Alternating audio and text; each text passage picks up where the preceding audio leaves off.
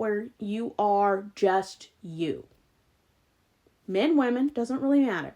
Men and women both need time where they're not a husband, they're not a wife, they're not a mother, they're not a father.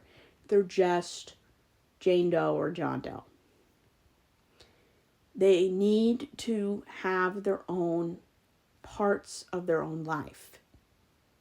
If you believe in the concept where two people become one, I don't, but if you do, you're still two people. You're still two people who had very different lives before you got married or entered into a legal or personal partnership. You have your own life, your own career, your own hopes and dreams. Don't sacrifice those for anything. Because a lot of the time, relationships don't last, or resentment and issues come up because one person sacrifices the majority of what they want for the other person. And this is more likely a woman to deal with this, where women usually get the short end of the stick. They sacrifice their dreams, their hopes to be the ideal woman who either does it all or does a very small niche we call trad wives. If you want to be a stay-at-home partner, fine. Just don't be a trad wife. Be your own person. Don't wrap your identity up with being someone's partner. That's just a cherry on top. That shouldn't be the center of your life. It's just an accessory, something that embellishes your life. But the best kinds of relationships is when you have a life and you add someone to it, but they're not the center.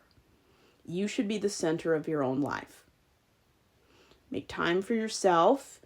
Be who you want. And if your partnership, your marriage, your relationship looks nothing like a traditional relationship, that's okay too. One size doesn't fit everybody. What if the wife's job requires her to make more money, to do more traveling, where the guy in the relationship, if it's a heterosexual relationship that is, if the guy is the one that has to do more domestic labor or stay home or is home more, that's perfectly acceptable. Just talk, communicate, and find a way so you both aren't resentful, where everyone wins and everyone doesn't feel like they're being taken advantage of or they're not heard. Therapy is a great way to learn together or separately, depending on what's your comfort level, on how to communicate effectively. But the idea that men have to be the sole providers and that women shouldn't work, or it's just a little side career that they do because that's just what they do, is so dehumanizing to women. We need to get over the idea that men need to provide a way of life. There is no way in this economy if you have more than one kid, can one person work and pay for everything.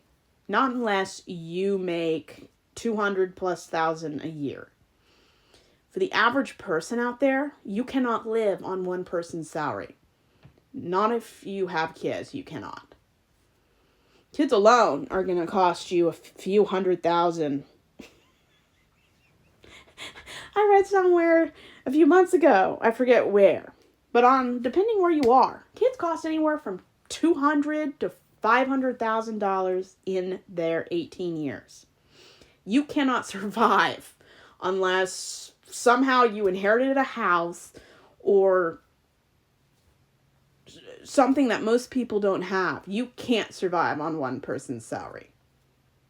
I mean, the way prices and tariffs are in 2025, you can't survive on one person's salary, especially if you're paying off student loans, mortgages, car payments.